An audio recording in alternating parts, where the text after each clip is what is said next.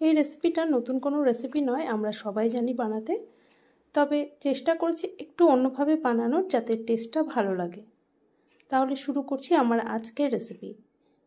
এখানে আমি প্রায় 400 গ্রাম এঁচোড় নিয়েছি, আর এখন তো বাজারে কেটেই বিক্রি করা হয় এঁচোড়, তো সেটাই কিন্তু আমি নিয়েছি এখানে। আর একটু বড় বড় টুকরো করে নেওয়া আছে। এঁচোড়টা ধোয়া আছে। এদিকে গ্যাস অন করে দিচ্ছি, কড়াইতে আগেই জল বসিয়ে দিয়েছি কিছুটা। এবার এঁচোড়টাকে আমি কড়াইয়ের মধ্যে দিয়ে সেদ্ধ করে নিচ্ছি। আপনারা চাইলে কুকারেও দিয়ে সেদ্ধ করে নিতে পারেন, তবে কুকারে সেদ্ধ করলে খেয়াল রাখতে হবে যেন বেশি সেদ্ধ না হয়ে যায়, তাহলে খেতে ভালো লাগবে না এঁচোড়টা। তো এঁচোড়টা দিয়ে দিলাম। দিয়ে দিচ্ছি ছোটো হাফ চামচ লবণ আর ছোটো হাফ চামচ হলুদ। লবণ হলুদ ভালো করে মিশিয়ে ঢাকা দিয়ে এটাকে সেদ্ধ করে নিতে হবে। যতক্ষণ না পর্যন্ত একটু নরম হয়ে যাচ্ছে ততক্ষণ সেদ্ধ করে নেব। আর এই সময় গ্যাসের ফ্লেমটা হাইতেই রাখবো, তারপর মিডিয়ামে রেখে সেদ্ধ করে নিতে হবে। ঢাকা দিয়ে দিচ্ছি। তো এখন দেখে নিচ্ছি ঢাকনা খুলে। মনে হচ্ছে এঁচোড়টা সেদ্ধ হয়ে গেছে এখন। তো দেখুন এঁচোড় কিন্তু সেদ্ধ হয়ে গেছে। এর থেকে বেশি আর সেদ্ধ করব না, তাহলে খেতে ভালো লাগবে না। আর এটাকে একটু ভাজতেও হবে, আর ভাজার সময় কিন্তু বেশি সেদ্ধ যদি হয়ে যায় তাহলে ভাজতেও অসুবিধা হবে। তো আমি গ্যাস অফ করে এঁচোড়টা তুলে নিলাম।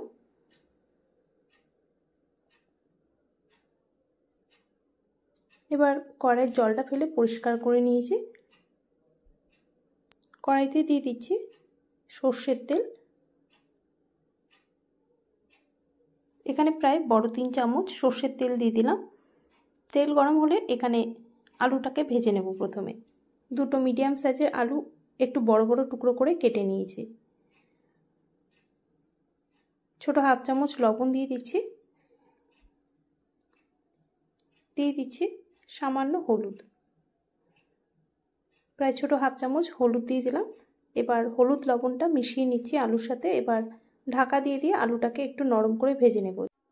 এখানে এঁচোড়টা সেদ্ধ করাই আছে, আবার একটু ভেজেও নিতে হবে এঁচোড়টা। আর এই সময় যদি আলুটাকে নরম করে ভেজে নেওয়া যায় তাহলে রান্নাটা হতে খুব একটা বেশি সময় লাগবে না। প্রায় 4-5 মিনিটের মতো আমি ঢাকা দিয়ে রেখেছিলাম।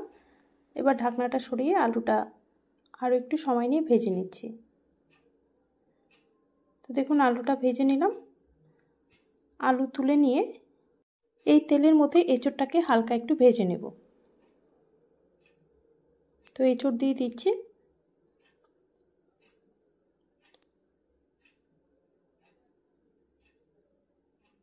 সামান্য লবণ আর একটু হলুদ দিয়ে দিচ্ছি। এই সময় ঢাকা দেব না, ঢাকা ছাড়াই গ্যাসের ফ্লেমটা হাইতে রেখে 2 থেকে 3 মিনিট এঁচোড়টা ভেজে নিচ্ছি।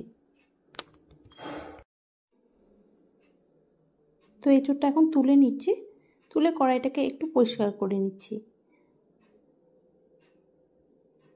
আজকে আমি পেঁয়াজ দিয়ে একদম মাংসের মতো করে এঁচোড়টাকে রান্না করব। অনেকেই কিন্তু পেঁয়াজ কুচি করে রান্না করেন এঁচোড়, আবার অনেকে কাঁচা পেঁয়াজটাই বেটে রান্না করেন, কিন্তু আমি আজকে পেঁয়াজ, রসুন, আদা, টমেটো একটু ভেজে নেব। তাও অনেকেই এঁচোড় রান্নাতে পেঁয়াজটা একটু কুচি করে ব্যবহার করেন, আবার অনেকে কাঁচা পেঁয়াজটাকে একটু বেটে তারপর রান্না করেন, সেটা আমিও করি।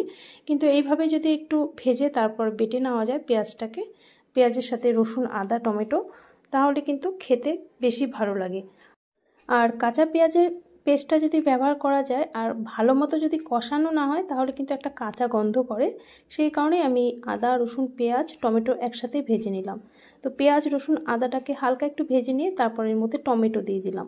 তো আপনাদের তো বলাই হয়নি কটা করে আমি এখানে পেঁয়াজ, রসুন, আদা, টমেটো ব্যবহার করেছি। তো এখানে কিন্তু আমি প্রায় 3টে ছোটো সাইজের পেঁয়াজ, 3 টুকরো আদা, প্রায় 10 থেকে 15টা রসুনের কোয়া নিয়েছি, আর এখানে প্রায় 3টে ছোটো সাইজের টমেটো ব্যবহার করেছি।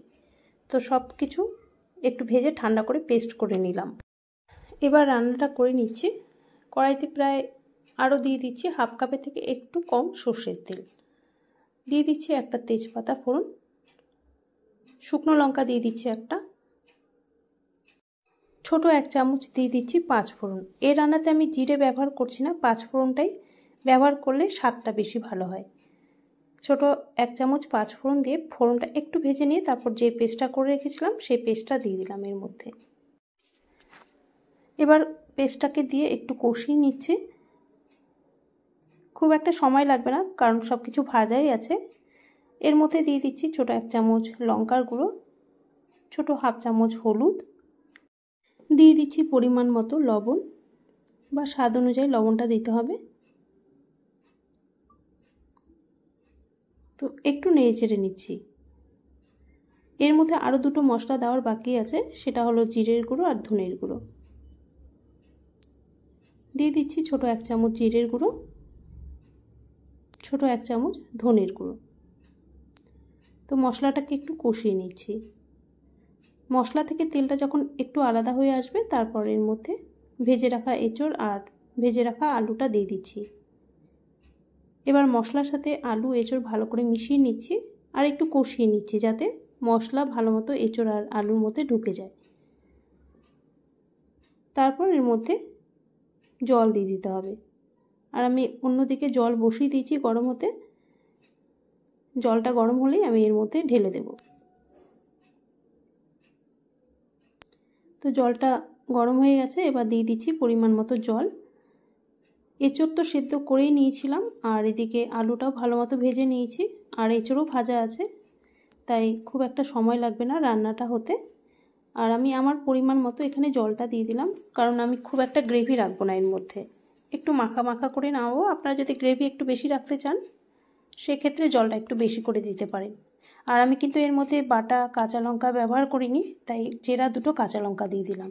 দিয়ে ঢাকা দিয়ে এটা ততক্ষণ রান্না করে নেব যতক্ষণ না পর্যন্ত আলু এঁচোড়টা একটু সেদ্ধ হয়ে যাচ্ছে। দেখুন আলুও সেদ্ধ হয়ে গেছে, এঁচোড় তো সেদ্ধ করাই ছিল। সব শেষে দিয়ে দিচ্ছি ছোটো 1 চামচ গরম মশলার গুঁড়ো আর একটু ধনেপাতা কুচি, আর একটু চিনি দিলে সবশেষে টেস্টটা ব্যালেন্স হবে, তাই খুবই সামান্য পরিমাণে চিনি দিলাম। আমি কিন্তু খুব একটা বেশি পরিমাণে চিনি দিই না, আপনারা হয়তো খেয়াল করেন সেটা। চিনি খুব বেশি হলে ভালো লাগে না, একটু টেস্টটা ব্যালেন্সের জন্য দিলাম। সব কিছু মিশিয়ে নিয়ে এবার গ্যাসটা অফ করে দিলাম। তো আমার আজকের এই পদ্ধতিতে এঁচোড় রান্নাটা আপনাদের কেমন লাগলো সেটা অবশ্যই জানাবেন। ভালো লাগলে আপনারাও এভাবে বানিয়ে দেখতে পারেন, একদম মাংসের মতো মনে হয় খেতে। এই পদ্ধতিতে যদি না বানিয়ে থাকেন, তাহলে একবার অনুরোধ করব বানিয়ে দেখুন, আপনাদেরও আশা করি ভালো লাগবে। ভালো লাগলে লাইক শেয়ার করে দিতে পারেন, আর যারা চ্যানেলে নতুন বন্ধু তারা প্লিজ চ্যানেলটিকে সাবস্ক্রাইব করে রাখবেন আমার নতুন নতুন ভিডিওর আপডেট পাওয়ার জন্য।